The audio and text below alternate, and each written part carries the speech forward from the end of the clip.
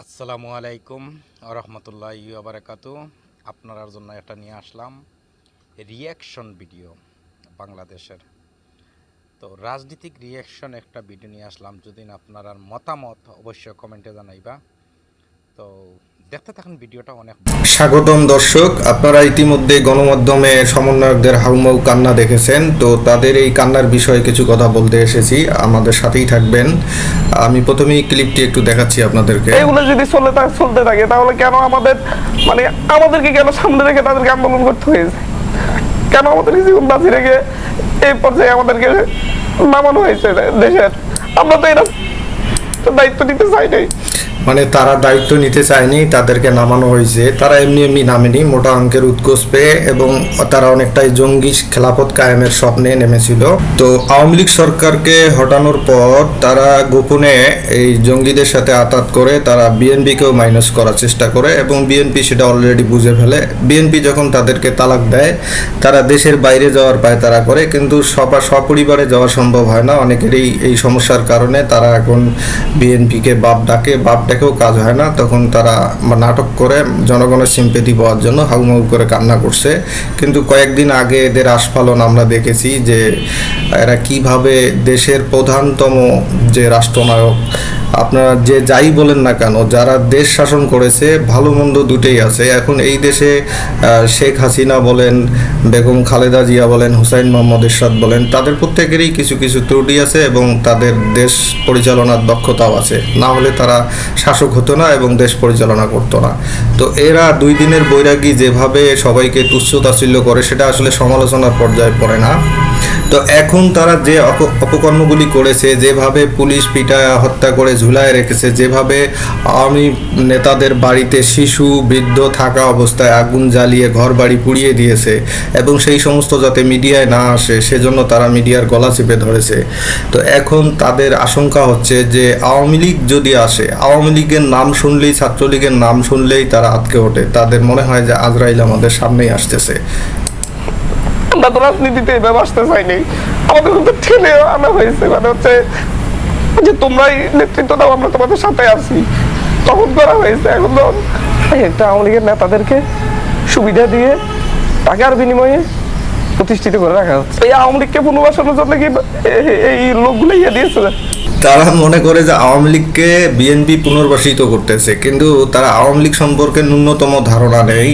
ওরা জীবনে বোধ পড়ছে থেকেই আওয়ামী শাসনের এই নতুন সরকারের রূপ দেখেছে, কিন্তু তারা বঙ্গবন্ধু দেখেনি, বঙ্গবন্ধুর ইতিহাসও দেখেনি। অথচ না বুঝেই না শুনেই তারা শেখ মুজিবের নাম পর্যন্ত মুছে দিতে চায়।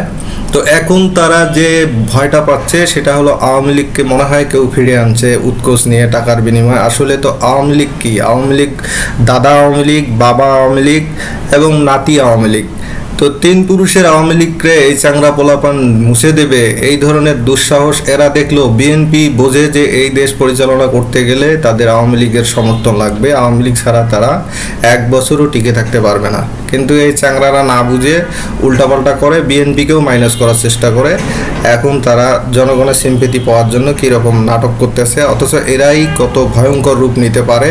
আমরা দেখেছি যে 15-17 বছরে আওয়ামী লীগের যে ছাত্রলীগের বেয়াদব যারা অমানুষ, তারা দেখা যাচ্ছে বিশ্বজিৎ বা আবরারের মতো ঘটনা, এত 1.5 যুগের মধ্যে যে ঘটনা ঘটায়, এইসব ভদ্রবেশী সুইসাইড স্কোয়াডের সদস্যরা মাত্র 1 সপ্তাহ বা 1 মাসের মধ্যেই এই তোফাজ্জল, শামীম তাদেরকে কিভাবে হত্যা করেছে, সেই হত্যাকাণ্ড, নির্মম হত্যাকাণ্ড দেখলেই গা শিউরে যায়।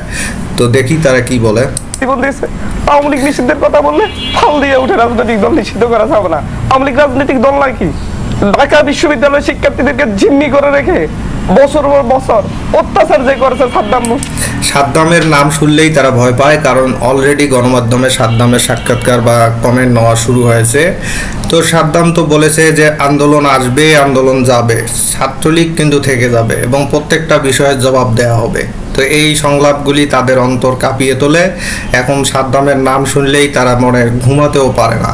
সেই ভয়ে তারা বর্তমানে আওয়ামী লীগের ভয়ে তারা অস্থির এবং তারা দেশ ছেড়েও পালাতে পারছে না। এর ব্যাপারে নিউজের অভাব আছে। সন্ত্রাসী সংগঠন ওকে এনে একদম একক টক সাথে একটাতে বসাই দিতে হচ্ছে। এরপরে একই সাথে বলে যাবো যে হচ্ছে বাংলাদেশের ভবিষ্যতে যেন কোনো তরুণ প্রজন্ম আর কোনো যেন হচ্ছে কখনো যেন রাস্তায় না নামে। মানে এরা ভুল করছে, এখন একটা প্রতি বিপ্লব তো ঘটবেই। হ্যাঁ, এরা তো সেই ৭১-এর পরাজিত শক্তির প্রেতাত্মা। ওই ধরনের পরিবেশে, ওই ধরনের ফ্যামিলিতে, ওই আদর্শে বড় হয়েছে, মুজিব বিরোধিতার মধ্যেই তাদের ধ্যান জ্ঞান। তো এখন যাতে ভবিষ্যতে কোনো, এরা কিন্তু ইচ্ছাকৃতভাবেই যারা এই যে এই আন্দোলনে যাদেরকে পঙ্গু করা হয়েছে, যাদেরকে হত্যা করা হয়েছে, তাদের কিন্তু পুনর্বাসন সঠিকভাবে করেনি। তাদের দুরবস্থাটা জাতিকে দেখাইছে যাতে ভবিষ্যতে কেউ যাতে ওই আন্দোলনের দিকে না যায়। কিন্তু অলরেডি প্রতিশোধের স্পৃহা মানুষের মধ্যে আছে, প্রতি বিপ্লবের সম্ভাবনা সবসময়ই আছে। হাসান মাহমুদ বিএনপির সাথে নাকি গণতন্ত্র পুনরুদ্ধার করবে। আসলে এরা এখন যদি বাথরুমে যায়, ওয়াশরুমে যায়, সবখানে আওয়ামী দুঃস্বপ্নে তারা এখন মানে বিমর্ষ অবস্থায় আছে। হাসান মাহমুদ বলেছে যে যেহেতু এরা দেশ পরিচালনা করতে পারবে না, ইউনুসের দ্বারা কোনো রাষ্ট্র পরিচালনা সম্ভব নয়, সে হয়তো কোনো এনজিও পরিচালনা করতে পারে। তো এদের পতন অনিবার্য। এখন দেশ শাসন করতে গেলে আওয়ামী বিএনপির মধ্যে একটা সমঝোতা হবেই। যদিও জুনিয়র বিএনপি নেতারা অনেকে হাসান মাহমুদের সমালোচনা যতই করুক না কেন, দিন শেষে যারা সিনিয়র কেন্দ্রীয় পর্যায়ে অবশ্যই তাদের সমঝোতা হবে। তো এই আতঙ্কে তারা বিএনপিকে বলতেছে যে না, হাসান মাহমুদের সাথে কোনোভাবেই সমঝোতা করা যাবে না, কারণ আওয়ামী তো এদের আজরাইল। এই কারণে এরা কান্নাকাটি করতেছে। এই ক্ষেত্রে বিএনপি স্পষ্ট একটা বক্তব্য দেওয়া উচিত যে হাসান মাহমুদের সাথে কোনোদিন আমাদের গণতন্ত্র পুনরুদ্ধারের কোনো লড়াই নাই, কখনো হবেও না। কিন্তু হাসান মাহমুদের সাথে সমঝোতা হবে কি হবে না, যারা সিনিয়র রাজনীতিবিদ তারা জানে যে রাজনীতিতে শেষ কথা বলে কিছু নাই। কিন্তু এরা জানের ভয়ে মনে করে যে না, আওয়ামী লীগ বাংলাদেশ থেকে শেষ, আওয়ামী লীগ আর কখনোই ঘর থেকে যেন বের হতে না পারে, সেটাই এদেরকে ওয়াদা দিতে হবে, না হলে এদের ঘুম আসে না। যেটা করা দরকার। আর হচ্ছে এই অভ্যুত্থানটা যদি ব্যর্থ হয়, এই যে আমি যে রক্তটা ঝরাইছি, এই রক্তের হিসাবটা আমি নিব। ও তার রক্ত ঝরাইছে, রক্তের হিসাব নেবে। হিসাবটা কিভাবে নেবে আপনারা দেখেন। ও বলতে চায় যে যারা ষড়যন্ত্রকারী, যারা ওদেরকে নামিয়েছে, তাদের প্রত্যেকের মুখোশও খুলে দেবে। দেখেন কি বলে ও। এই অভ্যুত্থান যাদের কারণে ব্যর্থ হবে তাদের প্রত্যেকের মুখোশ খুলে দিবে, স্পষ্ট। ও স্পষ্ট খুলে দেবে কি, জনগণ এমনিতেই মুখোশ খুলে নেবে। জনগণের কাছে কোনো কিছুই গোপন থাকবে না, এটা শুধু সময়ের অপেক্ষা। কিন্তু সে এমনভাবে হুমকি দিচ্ছে, যে সমস্ত নেতারা এই সরকার হটানোর পিছনে এদেরকে ইনভেস্ট করেছে, তাদের কথাগুলি সে বলে দেবে। এই হুমকি দিয়ে এখন চাচ্ছে যে এদের আবদারগুলি পুরা করো, আওয়ামী লীগ নিষিদ্ধ করো, সংবিধান নতুন করে লেখো, ইত্যাদি ইত্যাদি। ফরিদগঞ্জে আওয়ামী এক প্রধান শিক্ষককে রাখার জন্য ছাত্রদেরকে হাত তুলছে। মানে আওয়ামী শিক্ষক বলেই তাকে বাদ দিতে হবে। এরা যেভাবে কিন্তু শিক্ষকদের উপর যে ধরনের নির্যাতন, ছাত্র দিয়ে শিক্ষককে যেভাবে অপদস্থ করছে, একমাত্র এই শিবির সমন্বয়ক জঙ্গিদের দ্বারা সম্ভব। ছাত্রলীগ হোক, ছাত্রদল হোক, এরা যতই বেয়াদব হোক, এই পর্যায়ে কখনো আমরা দেখি নাই। এরা নিমিষেই এই 1-2 মাসের মধ্যেই যেভাবে ছাত্রদেরকে দিয়ে শিক্ষককে পেটায়। ছাত্র বলে যে আমার অনেক আনন্দ লাগছে, আমি দীপক স্যারের একটা থাপ্পড় দিয়েছি। এই কথা আমরা জীবনেও শুনিনি। একটা স্টুডেন্টকে কালকে কুফাইছে চাঁদপুরে, যা হচ্ছে আওয়ামী লীগের বিরুদ্ধে মামলা দিয়েছে, সেই মামলা আওয়ামী লীগ নেতাদের বিরুদ্ধে দিচ্ছে, তুলতে বলছে, তুলতে রাজি হয়নি কেন? মানে বিএনপির পোলাপানেই কিন্তু এই সমন্বয়কদের কোপাইছে। এই নিয়ে এর দুঃখ। এরা যে সারা দেশে কত মব কিলিং করলো সেটা নিয়ে কোনো বিষয় নাই। এরা কোপ খাইছে, এক সমন্বয়ক, প্রধান সমন্বয়ক কোপ খাইছে, আর এরা আতঙ্কে আছে। এই দুঃখটা তারা কান্নাকাটি করতেছে। প্রত্যেকটা জায়গায় সাদাবাজি, লুটতরাজ। ক্ষমতায় কখন যাব, কোথায় কোথায় লুটতরাজ করবে, কোথায় টেন্ডারবাজি করবে। আমার এলাকায়, আমার উপজেলাতে টেন্ডার নিয়ে তাদের 2 গ্রুপের মধ্যে মারামারি হয়েছে। আগে প্রথম কয়েকদিন হাসনাত, সার্জিস এবং এই সব সমন্বয়করা বিএনপি চাঁদাবাজি নিয়ে অনেক ধরনের চিল্লা হাল্লা করলো। এক জালেম গেল আর এক জালেম আসলো, এটা নিয়ে চিল্লা হাল্লা করলো। যখন বিএনপি নেতারা বললো এই তোদের পায়ের নিচে মাটি নাই, তখন তারা মাথা নিচু করলো।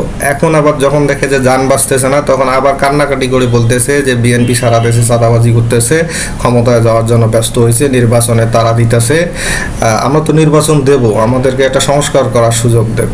তো দেখি আমরা এইগুলো যদি চলতে থাকে তাহলে কেন আমাদেরকে কেন সামনে রেখে তাদেরকে আন্দোলন করতে হয়েছে?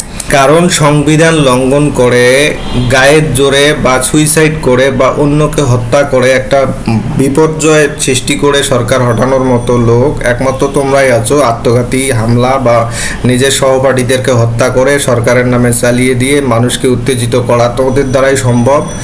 এবং তোদের যে লালসা, সেই লালসা পূরণ করতে সরকার যে ইনভেস্ট করেছে, এখন সেটা নিয়েও তোমাদের আর কোনো কাজ হতেছে না, তাই তোমার এত দুঃখ।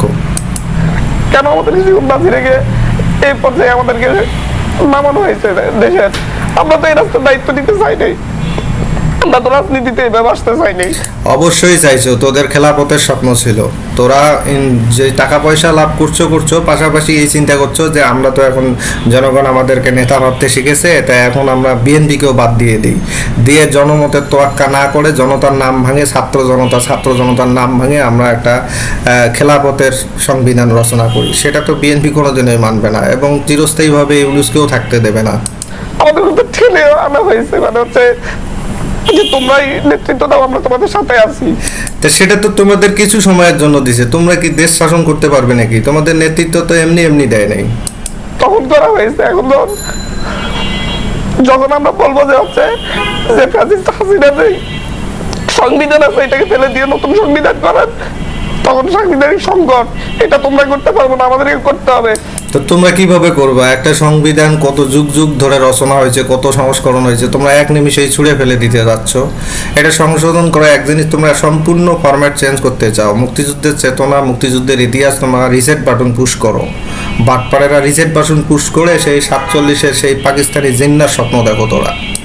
যখন আবেগটাকে কাজে লাগানো হয়েছে, আর আমাদের আবেগের কাজে লাগে আমরা যখন গুলির সামনে দাঁড়াই, সব শেষ, ক্ষমতা ক্লিয়ার হয়, চেয়ার ক্লিয়ার হয়, সেই চেয়ারে বসার জন্য এরপর আবার নিজেরা মারামারি শুরু করে দেয়। দেখেন এখন একদম পিচ্ছি পোলাপান নাবালক হয়ে গেছে, তখন আমাদের আবেগ কাজ করছিল, বিবেক ছিল না।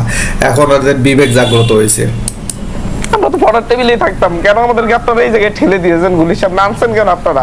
যে আপনারা নির্বাচনের কথা না বলে ক্ষমতায় থাকার জন্য পাগল হয়ে গেছেন। সংবিধান সংশোধনের জন্য সাজেশন দিতে পারেন, সংবিধান সংশোধন করার জন্য আপনারা কি? একটা স্বাধীন দেশ একটা সংবিধান রচনার জন্য কত 9 মাস রক্তক্ষয়ী যুদ্ধ করেছে, তার সাথে 24-এর কোনো তুলনা করাটাই তো বোকামি। কিন্তু এরা এই 24 দিয়ে 71-কে মুছে দিতে চায় এবং 71-এর সংবিধান মুছে দিতে চায়। সুস্থ কোনো মানুষ সেটা মেনে নেবে না। এরকম ছল চাতুরি করার কোনো প্রয়োজন নাই। জাতিকে স্পষ্টভাবে জানান। আমাদের কিছু স্নেহাস্পদ ছেলেপেলে আছে এই সরকারের আশেপাশে, সরকারের সঙ্গে। আমরা ওদেরকে শুধু একটু বলতে চাই যে বাবা, তোমরা যাই করতেছো একটা কথা মনে রাখো, বাবার আগে যদি ছেলে হাঁটে তাহলে কিন্তু ওই দেশ এবং ওই জাতি কিন্তু শেষ। বাবার আগে ছেলে হাঁটলে দেশ কিন্তু শেষ। মির্জা আব্বাস সাহেবের প্রতি সম্মান রেখেই বলছি, আপনাদের এই কটাক্ষমূলক এই যে বক্তব্যগুলো, সেগুলো কিন্তু আমাদের প্রজন্ম ভিত্তিক যে কনফ্লিক্ট কিন্তু ক্রিয়েট করছে। এই বেয়াদব সমন্বয়করা বলে যে আওয়ামী লীগ জাতিকে দ্বিধা বিভক্ত করেছে, মানে মুক্তিযুদ্ধের পক্ষে বিপক্ষের নামে 2 ভাগে বিভক্ত করেছে, আর এরা জাতিকে সমন্বিত করতে চায়। এই সমন্বয়ক নামের চ্যাংরারা এরা আসলে ফ্যাসিস্ট এবং জনতা নামে 2টা ভাগ তৈরি করে। নিজেরাও বুঝতে পারে না যে এরা আরো বড় ফ্যাসিস্ট। এদের চিন্তা ভাবনাগুলি বুঝের মধ্যে পড়ে না, যেগুলি রং বুঝ, ভুল চিন্তা ভাবনা, সেইগুলিকে মানুষ বলে যে বেশি বোঝা ভালো না।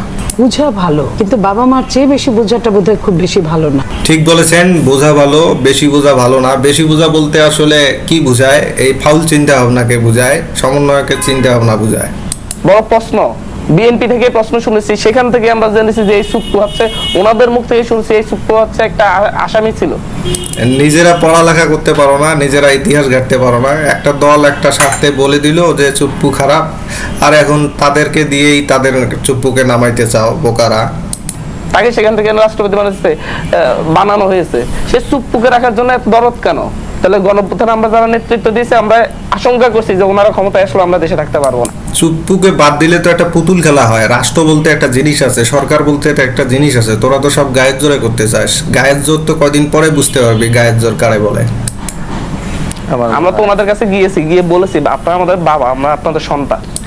এখন বাপ ডেকেও কোনো লাভ নাই, বিনা পয়সায় কাজ করো নাই, আর খেলাফতের যে আলামত সেটাও প্রকাশ করছো। বিএনপি বুঝতে পারছে যে তোরা সুযোগ পেলে বিএনপিকেও লাথি মারবি, এই জন্য এখন বাপ ডাকলেও তোদেরকে জারজ হিসেবে পরিচয় দেবে যে না তোরা আমার সন্তান না। বিএনপি অলরেডি তোমাদেরকে তালাক দিয়েছে, তোমরা এখন বিধবা ভাতা অথবা তোমরা কি খোরপোশ বাবদ যা চাও তা নিয়ে তাড়াতাড়ি কেটে পড়তে পারলে পারো, হয়তোবা তোমরা পালাতেও পারবে না। আপনার কথা বলেন, পরামর্শ দেন, এখন পর্যন্ত পরামর্শটা আমাদেরকে দেয়নি। তোমরা তো ইসরে পাকা, তোমরা তো কারো পরামর্শ নেবে না, তোমাদেরকে পরামর্শ কে দেবে? শুধু মিডিয়াতে এসে বলতেছে, আমাদের তো অফিসিয়াল একটা পরামর্শ দিতে আমাদের আরেকবার ডাকুক না যে আচ্ছা তোমরা যে আমরা কোনো রাজনীতিকরণের রাজনীতিতে বিশ্বাস করি না। দেখেন, ফখরুল আলমগীর কিন্তু দীর্ঘদিন থেকেই বলতেছে যে কোনো রাজনৈতিক দলকে নিষিদ্ধ করা যাবে না, কারণ আজকে আওয়ামী লীগকে নিষিদ্ধ করবে, কালকে বিএনপিকে নিষিদ্ধ করবে। এরা কোনো জনগণের জনমত যে নির্বাচন এগুলি কিছুই মারে না। খেলাফত যারা চায় তারা হলো সবচেয়ে বড় ফ্যাসিস্ট। আবার ওই -2 মানি লেভেলের আমরা দেখতে চাই না। আমরা আবার ওই মৌলবাদ বা জঙ্গিবাদকে দেখতে চাই না। ওই বিএনপিকে বাদ দিয়ে কিছু করার চেষ্টা করতে যাবেন না। বিএনপিকে যে এরা বাদ দিতে চায় এটা অলরেডি বিএনপির কেন্দ্রীয় নেতারা বুঝছে, এবং জুনিয়র নেতারা অনেকেই হাসান মাহমুদকে গালাগালি করতেছে সোশ্যাল মিডিয়ায়। আসলে বর্তমানে এই ইউনুসকে নামাতে গেলে, এই চ্যাংরাদেরকে নামাতে গেলে আওয়ামী লীগ বিএনপি একতাবদ্ধভাবে একটা সমঝোতায় এসে এদের লাথি দিয়ে বের করে দিয়ে একটা সুষ্ঠু নির্বাচনের মাধ্যমে যে যতটুকু পারে সরকার গঠন করা উচিত। একটু চোখ কান খোলা রেখে দেখেন, এই সমন্বয়করাই সবচেয়ে বড় মিথ্যাবাদী, এরাই সবচেয়ে বড় ফ্যাসিস্ট। এরা একবার বলে যে ছাত্র রাজনীতি নিষিদ্ধ করতে হবে, কলেজ থেকে ছাত্র দলের পোস্টার লাগাতে দেয় না, বিভিন্ন জায়গায় সমন্বয়ক এবং এই ছাত্র দলের মধ্যে সংঘর্ষ। মূলত যাদের কোনো রাজনৈতিক পরিচয় আছে, শিকড় আছে, তারা নিজেকে সমন্বয়কের পরিচয় দেয় না, তারা বলে যে আমরা ছাত্র দল বা অন্য কোনো রাজনৈতিক দলের সদস্য। কিন্তু যারা হিজবুত তাহরির, যারা শিবির, তারা অনেকটাই নিজেকে সমন্বয়ক পরিচয় দিতে স্বাচ্ছন্দ্য করে, কারণ তাদের বাবার পরিচয় খুব খারাপ, বাজে। এবং বিভিন্ন জায়গায় আমরা দেখি, নিউজের মধ্যে দেখি যে ছাত্রদল এবং সমন্বয়কদের মধ্যে একটা সংঘর্ষ লেগেই আছে। তো এখন সমন্বয়কদেরকে যে পালানোর সুযোগ চাচ্ছে, বাপ ডাকতেছে বিএনপিকে, তবে জনগণ হয়তো তাদেরকে পালাতে দেবে না। এবং আমরা নিজেরাই তাদের আস্ফালন দেখেছি, কিভাবে সে বড় বড় নেতাদেরকে তুচ্ছতাচ্ছিল্য করে এই চ্যাংরারা। এবং এদের মনে হয় যে পরিণতিটা যে বিভৎস পরিণতি হবে সেটা এরা কিছুটা আজ করতে পেরে এখন হাউমাউ করে কান্না করছে, কিন্তু তাদের কান্নায় সব লোক আর কি বোকা হয়ে যাবে না, কিছু সচেতন মানুষ শক্ত হাতে এদেরকে দমন করবে। ধন্যবাদ আমাদের সাথে থাকার জন্য। আমাদের চ্যানেলটি সাবস্ক্রাইব করে লাইক শেয়ার করবেন। ভালো থাকবেন সবাই।